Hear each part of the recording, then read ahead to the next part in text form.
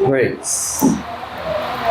Sige po, bago tayo mag-umpisa, mag-start ulit, ay pwede bang palakpakan natin ng malakas? Na malakas ang ating Diyos na buhay. Yung mas malakas! Hallelujah! So ngayon pong umaga mga kapatid, kapit po tayo kasi ang pag-uusapan natin ay mabigat. Kumbaga sa pagkain, ang palaya, medyo mapait, pero masustansya. Amen po ba? Minsan ba palakpakan natin ng Lord? Nung ito pong preaching na to ay bago ko po umpisahan. Nag-usap muna kami ng misis ko. Mrs. Jen, kasi may mga may mga team for this month na sinusunod tayo sa encountering Jesus. So, tinignan ko po, ano ba yung mas madali dito? So, nakita ko po yung sa Samaritan woman. So, sabi ko sa misis ko, ito mas madali pala itong i-share, i-preach. Pero nung medyo na namin, nag-usap ko, madali nga siyang i-preach. Praise. Madali siyang i-preach. Pero, di ba, ito yung minsan yung mahirap gawin, personal. Amen po ba? So ngayon pong umaga, disclaimer lang po, ito pong preaching na ito, itong Word of God na mapapakinggan natin mga kapatid, hindi po ito para sa katabi nyo, para po ito sa inyo, sa sarili natin. Amen po ba? Amen. Sige, minsan po palakpakan natin ang Lord. Palitan natin. Praise. Yun. So ngayon po, ang ating pong tema is the God of Forgiveness. Kayo po ba? Tanong, nagpatawad na po ba kayo? Mas madalas, naririnig na lang natin tong patawad pag bare months, pag December, patawad po. Tsaka sa palengke, minsan sa palengke na lang tayo humihingi ng tawad. Amen po ba? Sino dito yung nagpapatawad na lang, humingi ng tawad sa palengke na lang? Diba, madalas gano'n na lang eh. Kasi ang hirap nga naman bilang isang tao, ang hirap minsan na magpatawad. Pero ngayong umaga, pag-aaralan natin kung paano nga ba nagpatawad ang Diyos natin na buhay. Amen. So, pwede po ba tayong tumayo sa kabilang paggalang sa salita ng Diyos na ating babasahin sa John 4, verse 1 to 10. Pero pag-uusapan po natin is verse 1 to 29. Basahin po natin. Verse 1, Jesus knew the Pharisees had heard that He was baptizing and making more disciples than John. Verse 2 kayo po. No, Jesus himself did not baptize them, his disciples did. 3, so He left Judea and returned to Galilee. And verse 4. Verse 5, eventually He came to the Samaritan village of Sychar, near the field that Jacob gave to his son Joseph. Verse 6 kayo po.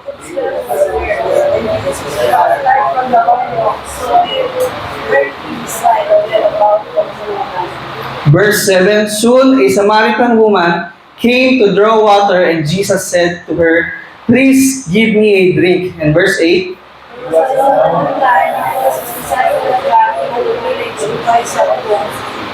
verse 9, the woman was surprised, for Jews refused to have anything to do with Samaritans. She said to Jesus, you are a Jew, and I am a Samaritan woman. Why are you asking me for a drink? Verse 10, sabay-sabay po tayo. Jesus replied, if you only knew the gift God has for you and who you are speaking to, you would ask me and I would give you living water. Sandali po tayo ngayon mo at manalangin. Yes, Father God, we thank you, we glorify you, Lord God. Muli, Panginoon, maraming salamat po sa opportunity na binigay mo sa aming umagang ito, Lord God, na kami po ay makapakinig, makapag-aral ng inyong banal na salita, Panginoon. Lord, dalangin ko po ngayong umagang ito, buksan niyo po ang aming mga spiritual na tenga at puso, Panginoon, upang ang aming salita na maririnig, Lord God, ay may-apply po namin sa aming mga buhay. Muli, Panginoon, maraming salamat po. Let your will be done in Jesus' mighty name we pray. Amen. Palakpakan po natin ang ating Diyos na buhay at pwede na po tayong umupo. Amen. So ngayon pong umaga, ang title po natin is The God of Forgiveness. So punta na po tayo sa ating intro. Sabi po dito sa intro, ay wala pala. Dito pala. As Christians, sino po dito Christian? Sino po dito follower ni Jesus? Amen po ng malakas. As as Christian, forgiveness is part of our belief. Part to ng natin, nung pinag-aaralan natin, no, ng pag-encounter natin kay Lord, no, isa to sa mga essential na kailangan maunawaan natin yung forgiveness kasi pinatawad lamang po tayo ng ating Panginoon. It is important to our relationship with God as well as our relationship with others. Importante ito na pag-aralan natin kasi nga po, pinatawad lamang tayo ng Panginoon. At importante rin po ito na mai-apply natin. Why? Para yung mga makakasalamuhan natin, especially yung mga tao sa labas, na hindi pa nakakakilala kay Lord, no, maparamdam natin itong forgiveness na to. God as well as Jesus taught on forgiveness. Si Jesus po, nung nasa lupa siya, napakadaming beses niyang nag-share, nag-teach about forgiveness and encourage us to pray for it. No, alam po natin yung yung prayer sa Matthew, yung Our Father who are in heaven. 'Di ba sabi doon, forgive us our sins. 'Di ba? Nagturo rin po ang Panginoon na ganito kayo magpe-pray. Ganito kayo mananalangin, ganito nyo kakausapin ng Diyos, hihingi kayo ng tawad sa mga mali nyong ginagawa. To forgive others, however, can be difficult and goes against our natural tendencies. Ito po yung problema. No, bilang tao na pinanganak na sinner, we are born sinner, no, yung forgiveness, nahihirapan tayo. Pero ang Diyos po natin, bakit ba napaka-importante na bakit siya nagturo about forgiveness? Dahil alam niya na ang tao, ang mga anak niya, no, kadalasan, hirap pagpatawad. Sino po dito ang meron pa kayong hindi napapatawad? So ngayon pong umagang ito, nawa, nang matutunan natin yung example na ibibigay sa atin ng Panginoon. This morning, we will examine, we will study the amazing act of forgiveness and the reason behind His decision to grant us mercy despite our transgression. Ngayon pong umaga, pag-aaralan natin, mga kapatid, yung kung bakit ba, ano ba yung rason ng Panginoon? Bakit tayo pinatawad? Bakit nga ba? Natanong nyo na ba yun? Bakit ba tayo pinatawad ng Lord? No, bakit hindi siya, nung nakapako siya sa cross, hindi siya bumaba? Ayoko na! Ayoko patawarin tong mga pasaway na to. Bakit hindi niya ginawa yun? Bakit mas pinili ng Diyos na buhay na patawarin tayo? Bakit kaya? Ngayong umaga po, yun po ang ating pag-uusapan. Punta po tayo sa ating context. Sa binasa po natin kanina, sa context natin, Jesus and His disciples were traveling from Judea to Galilee. Pwede pong yung map natin. Para si Jesus po, mga kapatid, ito po medyo start ng ministry ng Panginoong Hesus dito sa lupa. Ito po yung time na ang mga Pharisee, medyo nababalitaan na nila, oy, kasi buhay pa po si si John the Baptist, kilala niyo si John the Baptist. Diba si John the Baptist po, marami siyang binabautismuhan at sumisikat. Ngayon po, nung dumating si Jesus, dumadami din po yung nagpapabaptize sa ating Panginoon at sa kanyang mga disipulo at nabalitaan to nung mga religious leader that time, ng mga Pariseo, Saduseo, yung mga priest that time, nabalitaan nila, no, na, uy, parang dumadami yung disipulo na ito ni Jesus at saka ni John the Baptist. Kaya po, nais sana ng mga Pariseo na kumprontahin ito si Jesus, pero hindi pa po panahon na ma-confront ni Jesus itong mga Pariseo na to. Dito po, sa mapa natin, sa Judea, nandito po si Jesus sa pinag-uusapan natin. At dahil po sa nangyayari na medyo sumisikat na siya at ayaw niyang ma-confront muna yung mga Pariseo, pupunta siya ng Galilee. Ito po, pwede kong ulit. Pupunta po siya ng Galilee. Ngunit, mga kapatid, ito, Jesus knew the Pharisees were unhappy about the growing number of His followers. Dumadami yung follower ni Jesus. To avoid another confrontation, Jesus decided to head home to Galilee region. However, instead of taking usual route, Jesus chose a different path. Ang Panginoong Hesus po natin, kasi po, sa kanila po, sa panahon nila, pakilagay po ulit sa map. No, sa panahon nila mga kapatid, ang mga taga-Judea, ang mga Israelites, ang mga Jew, no, umiiwas sila sa lugar ng Samaria. Dito po ito. So, ang ginagawa nila mga kapatid, imbis na dumiretso sila dito, pakiliit lang po muna. Yon. Imbis na dumiretso sila dito, ang ginagawa nila, dito sila dumadaan sa Jordan River o kaya dito. Pero mas madalas, dito sila sa Jordan River. Diyan sila dumadaan. No, na imbis na napaka-shortcut lang, dadaan lang ng Samaria, papuntang Galilee, no, nagpapakahirap pa sila doon sa Jordan River. Why? Kasi po, ang Samaria, ng mga kapatid, kung babalikan natin, part po sila ng Israel. Pero nagkaroon po ng alitan, na nahati po sa dalawa. Yung northern at saka ito po sa baba, Judea. No, sa taas po, ang kanilang pinakasentro is yung Samaria. At yung Samaria po, noong mga unang panahon, first century sa ancient Israel, niluso po sila, sinako po sila ng Syria. At nangyari mga kapatid, nung niluso sila ng Syria, nag-intermarriage sila. Pag sinabing intermarriage, yung mga Hudyo, sila po ay nakipag-asawa sa ibang lahi. Na-compromise po sila. So, ang tingin ngayon ng mga taga-Judea, ng mga Hudyo, etong mga taga-Samaria, ano sila? Wicked na ang paningin nila. Hindi sila pure. Ganun na po ang paningin nila.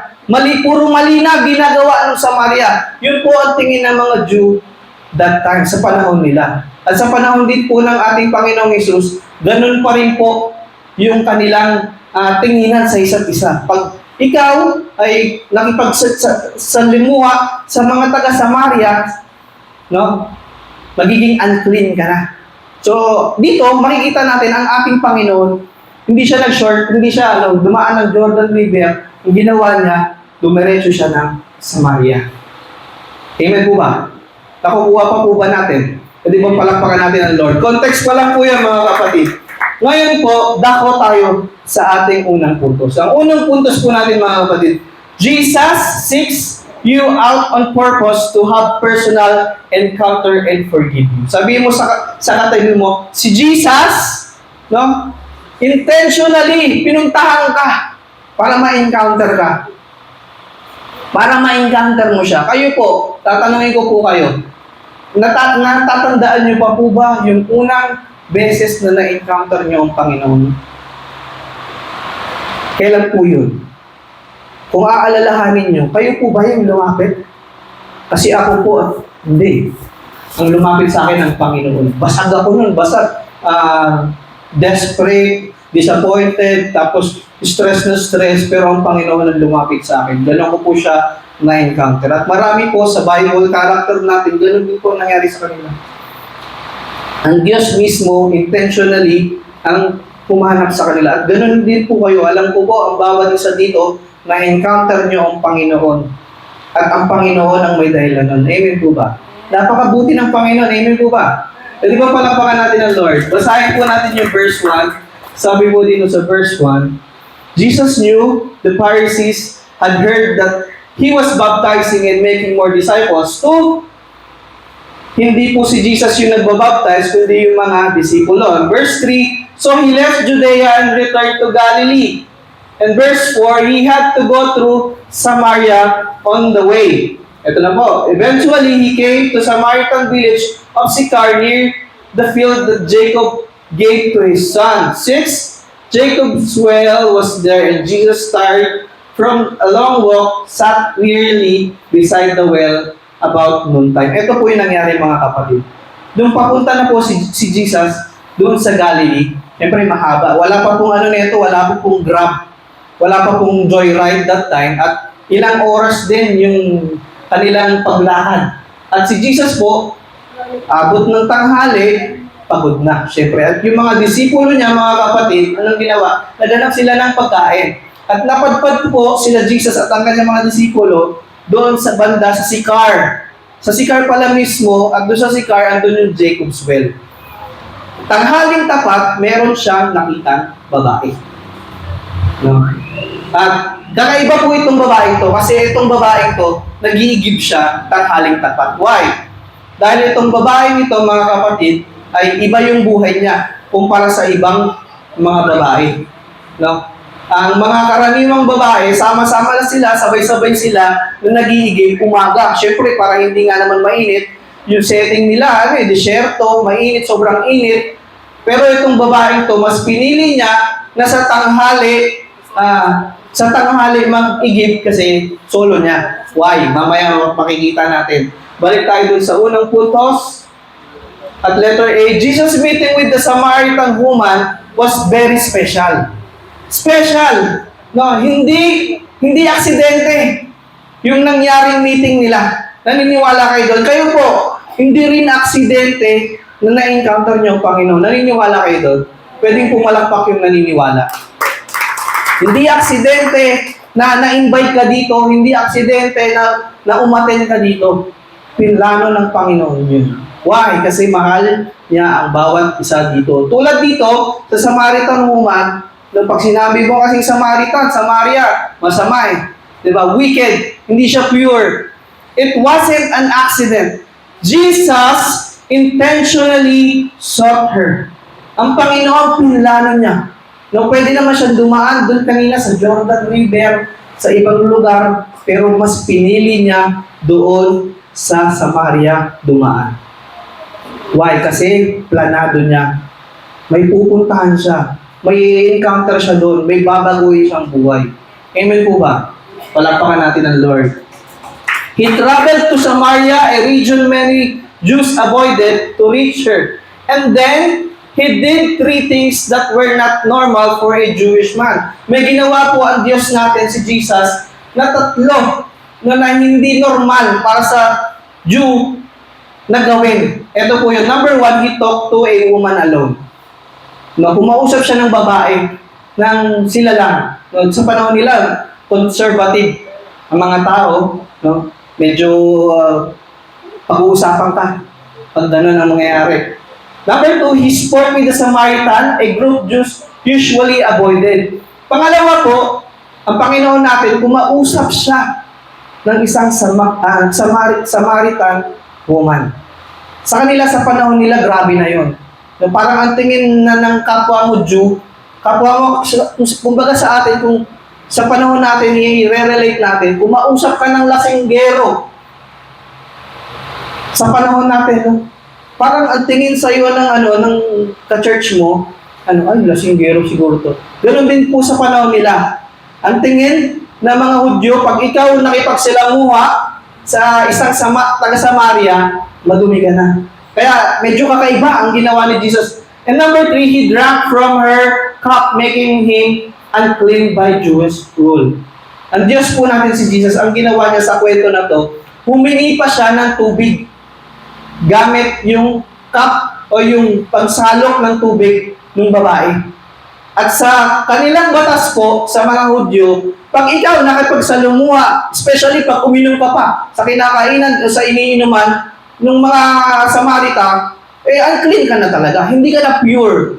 Wicked ka na kagad. Sa kanila ganun po panahon nila. Pero si Jesus po, ang ating Diyos, hindi siya under ng law ng tao. No? Kaya sobrang special ng ating Diyos at special yung kanyang ginawa. Letter B, but Jesus didn't worry about these rules. He wanted to show God's love to everyone. Ang Panginoon natin, hindi niya may ganyan pala kayong rule Hindi. Ang Panginoon natin, mas pinakita niya yung pagmamahal ng Diyos. Even those who were hated or rejected, by intentionally seeking out the Samaritan woman, Jesus demonstrated His desire to reach those who felt marginalized and excluded. Ang Panginoon natin, ito yung maganda sa Kanya. Ang pinupuntahan niya, yung mga makakasalanan. Amen po ba? Ngayon ang tanong, tayo po as Christian, sino ang pinupuntahan natin? May pinupuntahan po ba tayo? As Christian, dapat yung etong demonstration na pinapakita sa atin ng ating Panginoong Hesus, dapat ma-apply natin ito. Ngunit napakahirap. Amen po ba? Amen. God wants everyone to come to Him no matter who they are or what they've done. He wants to show kindness and forgiveness, not anger or judgment. This is what God's love is all about. No, pwede siyang pwede niyang sabihin dun sa babae, uy, sama-sama mo naman. Pwede niyang i-judge Kilala ng Diyos kung ano yung ginawa ng babae. No, pwede niyang i-judge, uy, makasalanan ka. Pero anong ginawa niya? No? Mamaya makikita natin, nag-offer pa siya ng forgiveness doon sa babae. He offered forgiveness, he offered love, no, kindness. Yun po ang gustong makita, gustong iparealize sa atin ng Diyos na buhay ngayong umaga. Nagagawa pa po ba natin to as Christian? Amen po ba? Letter C, sabi po dito, Jesus' demonstration of forgiveness serves as a powerful example for us to follow. Yung ginawa ng Diyos na buhay natin ni Jesus, no? Grabe, intentionally pumunta siya doon, napakalayo, walang grab, mainit. Ano pa, yung pupuntahan niya, alam niya masama, alam niya sinner, hindi siya sinusunod, unclean. Pero ang Diyos natin, intentionally pumunta pa rin siya doon. Amen. Ganon kabuti ang ating Panginoon. Ngayon, yun po ang nais ng Panginoon. Yung example na yun dapat gayahin natin. No, kaya, di ba, etong year na po ito is year of evangelism sa atin. Gawin natin, magkaroon tayo ng heart na tulad ng ating Panginoong Isus. So sa mga susunod po na buwan, magkakaroon tayo ng ng evangelism. Meron po tayong sa Vista Verde po ba yung past? Merong evangelism drive. Join tayo. Pakita natin na kasi minsan ang nangyayari po ay nakikinig lang tayo ng preaching pero hindi natin ina-apply sa ating mga buhay. Ang tagal na nating Kristiyano, ang tagal na nating follower of Christ, ang tagal na natin nakikinig ng preaching niya pero hindi natin ina-apply. Amen po ba? Pwede bang palakpakan natin ang Diyos dun sa mga tinamaan? Ngayon po kung tinamaan kayo mga kapatid, hindi po ako yung nangungusap kundi ang Holy Spirit. Gawin natin yung trabaho na dapat ginagawa as Christian. Yung example na binigay ng ating Panginoon, mga kapatid, gawin po natin. We're called to forgive others who have hurt us, just as Jesus forgave those who wrong Him. But this raises a challenging question. Can we, like Jesus, intentionally choose to forgive others who have caused us pain? Ito po yung tanong. Alam ko po, halos lahat sa atin, may mga taong nakasakit sa atin. Ang tanong, kaya po ba natin magpatawad? We are called, mga kapatid, na magpatawad. To love. Ang hirap. Alam ko po, may mga kapamilya kayo, may mga katrabaho kayo, may mga kapitbahay kayo na nakagawa ng masama sa inyo na hindi nyo gusto. Ngayon, ano ang gustong sabihin sa atin ng Panginoon? Magpatawad. Kaya po ba? Kaya natin, amen po ba? Pwede ba palakpakan natin ang Lord? So yun po yung unang puntos natin. Ang Diyos natin intentionally, tulad ng Diyos natin, yun dapat ang gagawin natin intentionally. Puntahan natin yung mga nasa labas, no? Testimony, short testimony. Alam niyo po mga kapatid, nung ako po ay hindi pa, sabihin natin, mature as Christian, yung faith ko napakaliit pa, at hindi ko pa kilala ang boses ng Panginoon, na meron po, kilala niyo ito taga JCC. No, ang tingin ko sa kanya, kalaban. Tingin ko sa kanya, kalaban. Ano siya, kakampi siya ng kalaban. Ganun ang tingin ko sa kanya. No? So, that time, leader, isa na rin po ako sa leader ng youth, at nag-share ako dun sa mga kabataan natin. Pero, madalang po akong mag-share about forgiveness. Bakit? Kasi, hindi ko may apply dun sa kaaway, sa kalaban ko na yon. Yung tingin ko sa kanya, kalaban. Pag ito nakita ko. Diba? May mga gathering, JCC, diba? Sa Christine po siya So, nangyayari, pag kumakanta, balang. Di ako makapagpuri ng mas maayos. Kasi nga, nandun siya sa harap. So, yung peace na meron ako dapat na binibigay ng Panginoon, wala ako. Wala akong peace that time. Pero alam nyo, ang Diyos napakabuti. So, bago kami ikasal ng misis ko, nag-date kami nung kalaban ko na yun. Napakabuti ng Panginoon. So, dumating sa panahon na naging close kami. Naging ninong pa siya ni Levi. No, ganun po kabuti ang Panginoon. Unti-unti, nung natutunan ko, nung naranasan ko, yung pagpapatawad ng Panginoon, naranasan ko eh. Dapat pala ina-apply ko yun. Dapat pala magpatawad ako. Kasi ako rin eh. Ako rin po yung yung nawawalan ng peace. Tignan nyo ngayon po yung kabutihan ng Panginoon. No? Mga kapatid, halos pangatlong beses ko na nag-share about forgiveness. Amen po ba? So yun po yung gusto ng Panginoon natin ngayong umaga. Kung meron pong nakastate sa atin, patawarin natin. No, kung hindi siya lumalapit para humingi ng patawad, kayo na yung humingi ng tawad. Amen po ba? Huwag niyong hayaan na manalo si Satan sa buhay niyo. Amen po ba? Pwede ba pumalakpak? Yung gising? Diba? Ganun po mabuti ang Diyos. Kaya niyang gamitin yung mga galit, yung anger natin to glorify Him pa rin. So yun po yung gustong sabihin sa atin ng Panginoon. Amen po. Eh, nagulat na lang yung misis ko eh. One time, etong February lang, nagbi-video call pa kami. Nung kaaway ko na yun dati. Diba? Hindi ko nga magawa kay Michael yun, tsaka kay Mark eh. Video call, pero sa kanya nagagawa ko. Diba? Ganun kabuti yung Panginoon. Amen. So yun po yung unang puntos natin. Jesus seeks you out on purpose to have personal encounter and give you and forgive you. Ang pangalawang puntos po natin, Jesus forgives you and understand your unique struggles and mistake. Ang Panginoon po natin, alam niya, naiintindihan niya yung struggle mo sa buhay. At alam niya, mga kapatid, yung mga kasalanan ginagawa mo. Naniniwala po kayo doon? Amen. Walang lihim na hindi bunyag sa ating Panginoon. Amen po ba? Amen. Yun po sa verse 16 to 26. Hindi na po natin bubasahin dahil mahaba. Pero isi-short na lang natin. Ito na po, dumating sa time ng ating Diyos nag-offer ng living water doon sa babae. Sabi niya, pwede bang sabi ng Lord, medyo kaya ko lang, para praise ko lang na, pwede bang bigyan mo ako ng tubig niyan? Sabi, nagulat yung babae, yung Samaritan woman, bakit mo ako kinakausap? Di ba, Hudyo ka at ako'y taga-Samaria? So, nagulat yung babae. At sabi ni Jesus, kung ako bibigyan mo ng tubig, no, hindi ka na uli makuhaw. Yung sinabi ng Lord, at humingi pa yung babae nung ano ba yan, pwede bang bigyan mo ako niyan? No?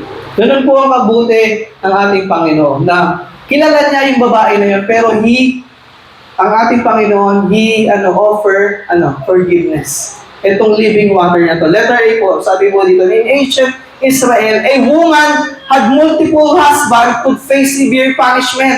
Yung babae po, kasi yung babae, alam ng Panginoon, na yung babae na yon, di ba, alam po natin yung kwento, yung babae na yon, alam ng Diyos na hindi niya asawa yung kasama niya. Pero meron pa siyang mga asawa. Amen po ba? At pag ganun po ang babae sa panahon nila, a woman who had multiple husbands could face severe punishment. Una, she could be divorced. Pangalawa, pwede siyang ihiya publicly and lose her property. Kung meron siyang mga alagang hayop, meron siyang mga property, pwedeng mawala yan sa kanya. Ganun po sa kanilang panahon. She might even be excluded from her community and family. Pwede siyang anong gawin? Itaboy. Pwede siyang paalisin dun sa pamilya niya. No, ganun po sa kanilang panahon. And mas extreme cases, pwede siyang stone to death. Ganun dapat ang gagawin sa babae. Pero anong ginawa ni Jesus? However, Jesus didn't condemn the Samaritan woman. Hindi niya kinondemn. No? Because nag-offer pa siya ng forgiveness dun sa tao. Ngayon, as Christian, ito yung minsan hirap tayo. Pag lasinggero, pag nakakainis na kapitbahay, ang hirap na nating patawarin, ang hirap na nating lapitan. Kaya ito po yung example ng Panginoon sa atin ngayong umaga, na nais niyang gawin natin, na nais niya i-apply natin ngayong umaga. Hallelujah. Pwede po ba palakpakan natin ang Lord? Jesus didn't condemn the Samaritan woman for her past. Instead, He offered her living water. No, ang Diyos natin nag-offer pa siya ng living water, symbolizing spiritual renewal and forgiveness. Sa atin po, pag tayo, minsan ang hirap eh. Yung bibigyan mo pa ng kapatawaran, especially pag grabe na, nakapatay, di ba ginawa ka ng masama, ang hirap na magpatawad. Pero ang Diyos natin, tingnan natin kung anong ginawa. Amen po ba? Yun po yung nice sabihin sa atin ng ating Panginoon. Na kahit ano po yung ginawa ng ating kapatid, patawarin natin para hindi manakaw yung peace na meron tayo na binibigay ng Panginoon. And letter B, sabi po dito, just as Jesus reached out to the Samaritan woman, an outcast in society, we're called to reach out to those who seem unreachable or unwanted. Ito po mga kapatid, ang hirap lumapit na sa mga unreachable, sa mga drug addict, sa mga nakakulong. Alam niyo kung kanino pa madalas mahirap lumapit na sinner? Sa mga boss natin, sa mga mayayaman. Kasi sometimes we consider them na nandito naman sila eh. Okay yung buhay nila eh. Pero hindi natin, as Christian, dapat tignan natin sila. Okay nga yung buhay nila, pero wala sila sa Diyos. Dapat ganun ang tingin natin sa kanila. Mas minsan, kadalasan, mas naaawa tayo dun sa mga kaawa-awa. Yung walang-wala. Diba? Yung gutom na gutom. Pero hindi tayo madalas naaawa sa meron. Sa mga boss natin. Tingin natin sa kanila, sa mga government official. Ang tingin natin sa kanila, okay naman buhay nila eh. Pero ngayon pong umaga, ang nais ng Panginoon, tignan din natin sila na nangangailangan sila ng Panginoon sa kanilang buhay. Amen po ba? Alam ko po, ang bawat isa sa atin, may kilala tayo mayaman. May kilala tayo mga boss natin, mga government official. Kung close nyo sila mga kapatid, gamitin po natin yung closeness na yun, yung opportunity na yun na binigay ng Panginoon para masyaran sila ng salita ng Diyos. Amen po ba? Kaya po ba natin? Kaya natin yun.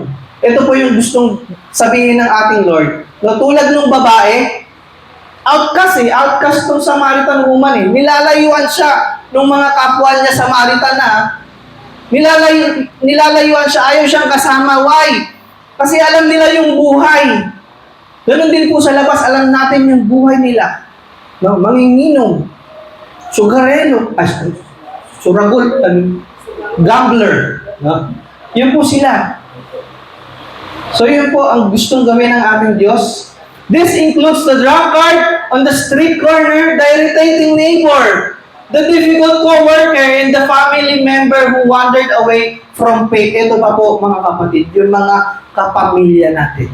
Kadalasan ito po ang problema natin as Christian. Di ba? Agawan lupa.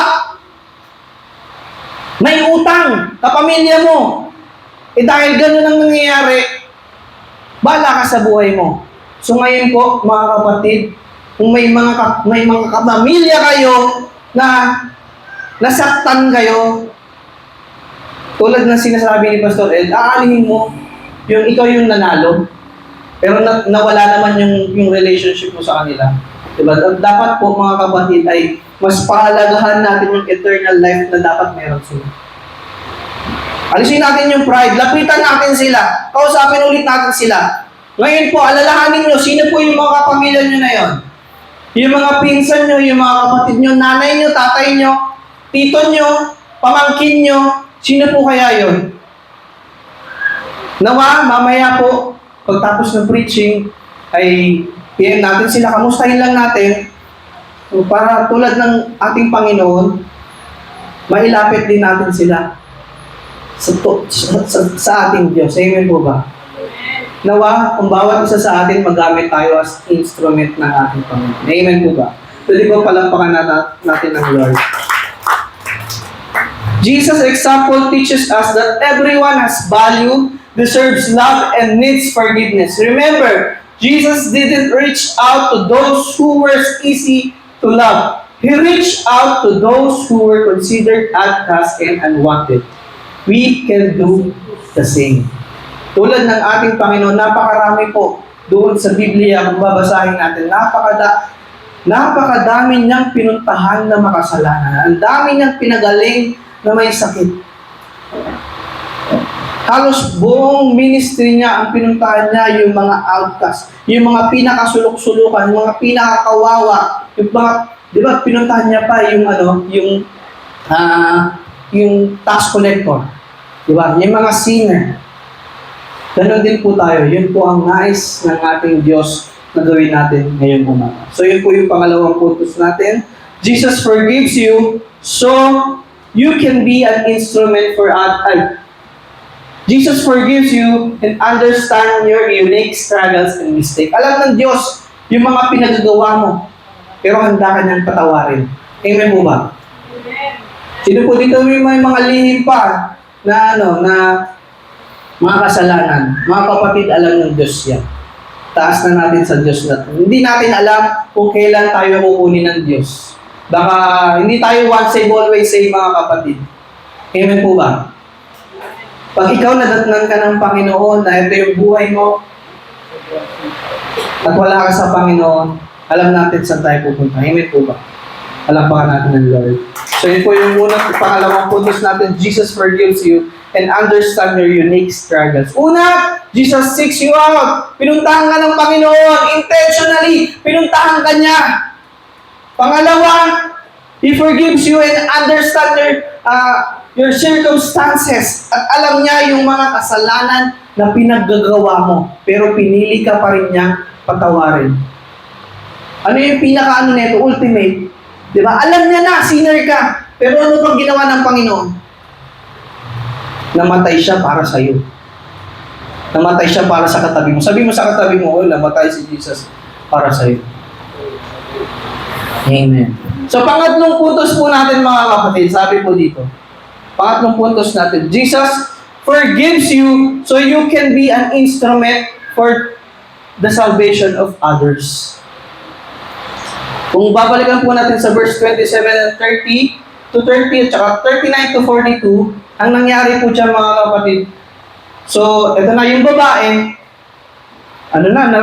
naranasan niya na yung love ng Panginoon at ang ginawa niya, pumunta ulit siya doon sa kanyang taon.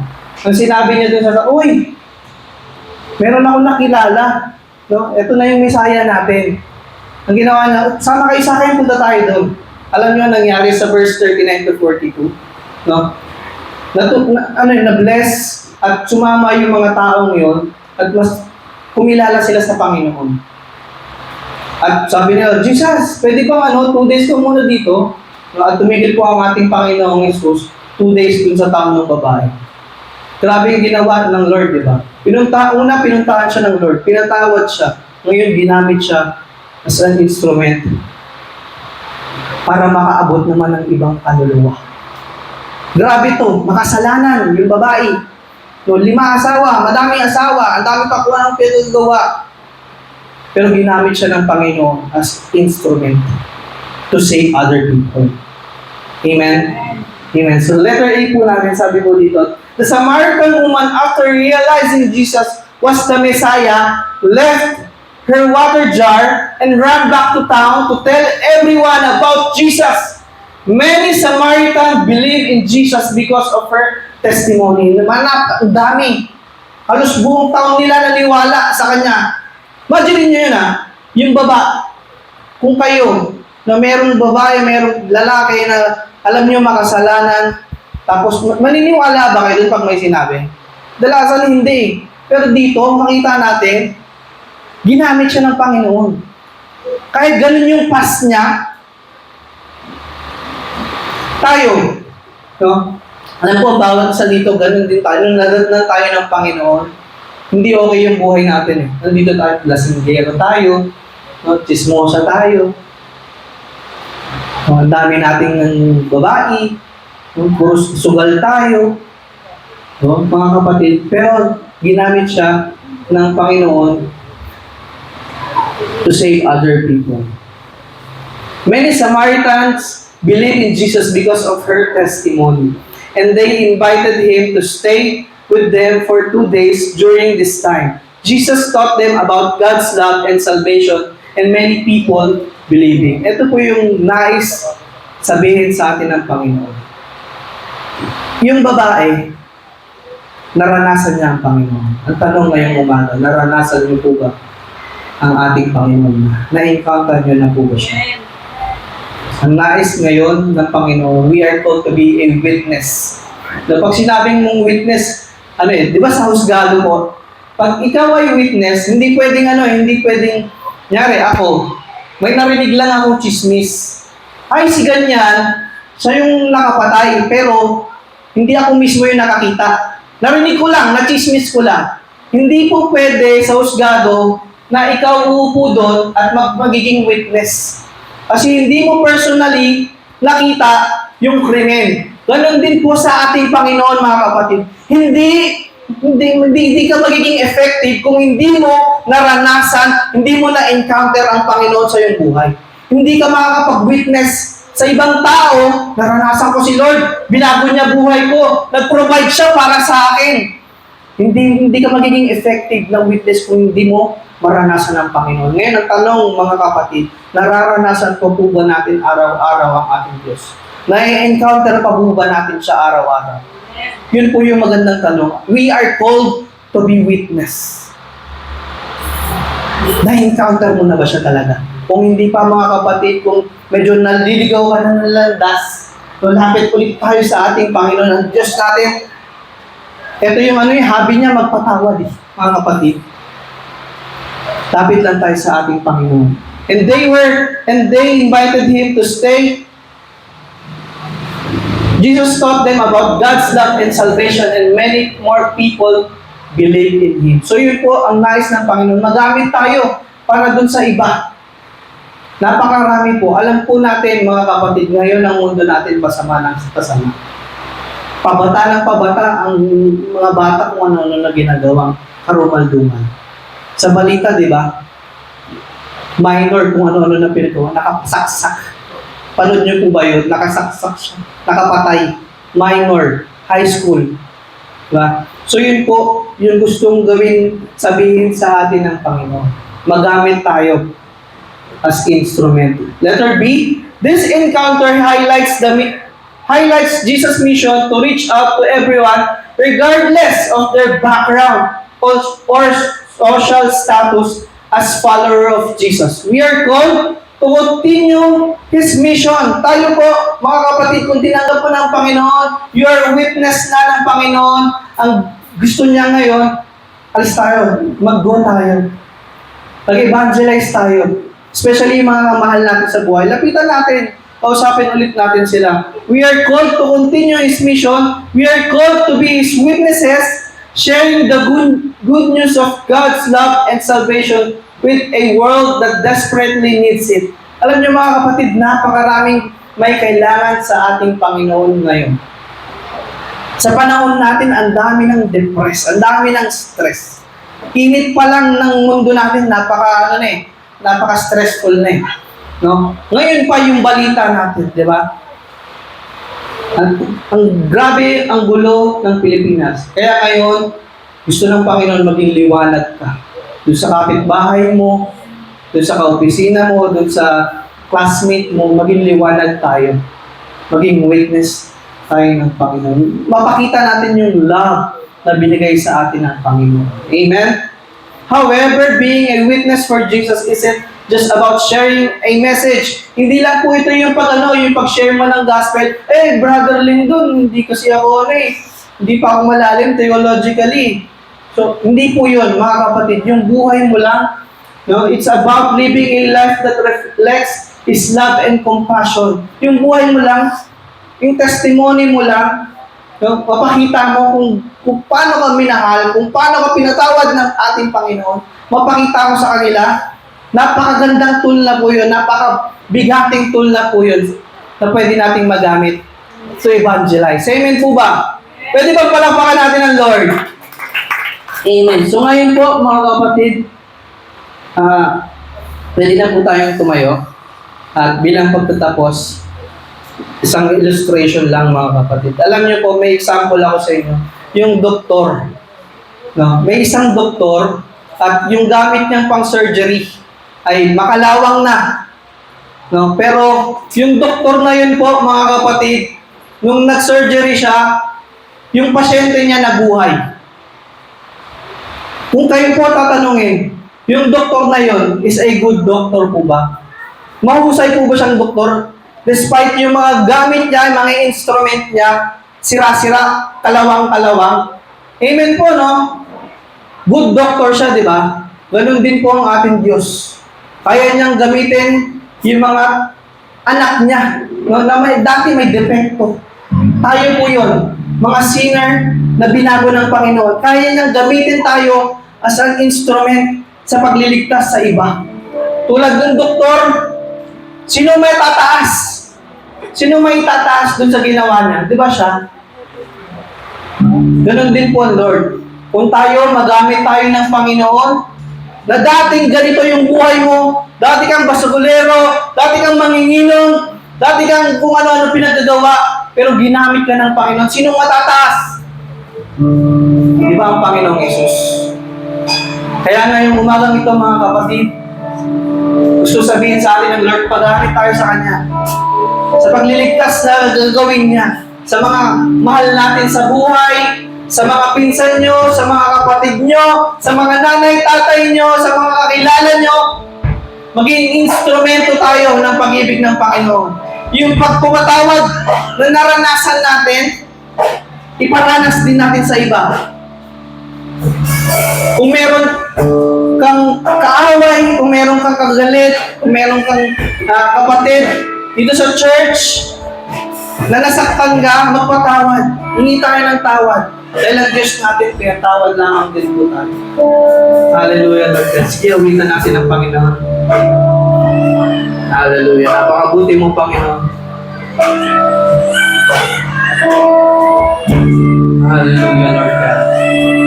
Nawa mga kapatid, hindi lamang po ito maging preaching lang.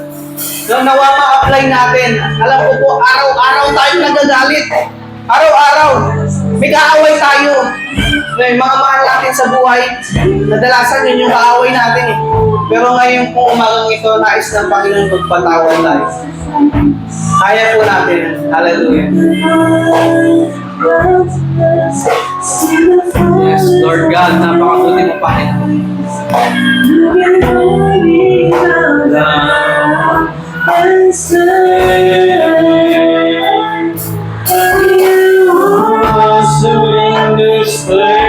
Pwede bang itaas natin ang ating Panginoon, ay ang ating mga kamay sa Panginoon? Awitan natin siya, kausapin natin siya ngayong umagang ito. Kung nais niyong magpatawad, kung gusto niyong patawarin kayo ng Panginoon, kausapin niyo siya. Ito po yung time. Pwede tayo lumapit sa Panginoon. Nandito po siya sa ating kaligitnaan. Hallelujah. Habang inaawitan tayo ng ating praise team, kausapin natin ang Diyos. Hallelujah, Lord God. Yes, Lord. Hallelujah, Lord God. Tulungan mo kami, Banal na Spirit. Tulungan mo kami na magpatawad ngayong umagang ito. Hallelujah, Lord God. Hallelujah.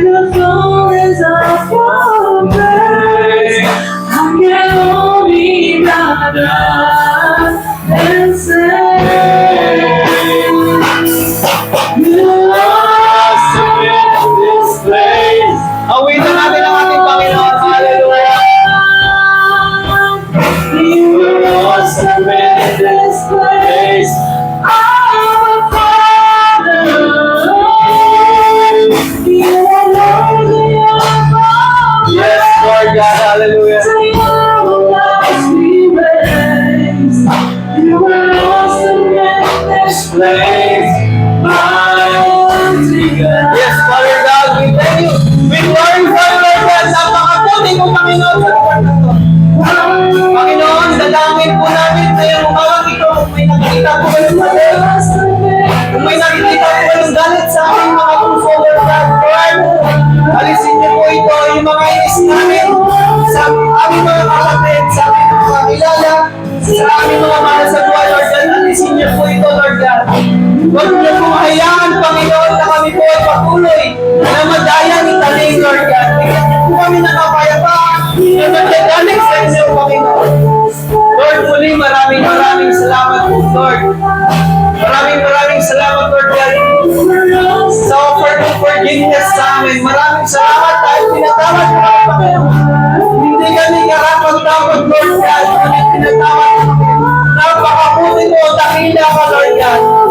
Lord, ngayon maglalang ito ay tinataas mo namin ang aming buhay sa inyo, Panginoon. Patuloy niyo po kami samahan, Lord God. Humihingi po kami ng tawad sa mga mali naming ginawa, Panginoon. Patawarin mo po kami, Lord God. Hayaan niyo po, Panginoon, na patuloy kami makapagsamba sa inyo, Panginoon.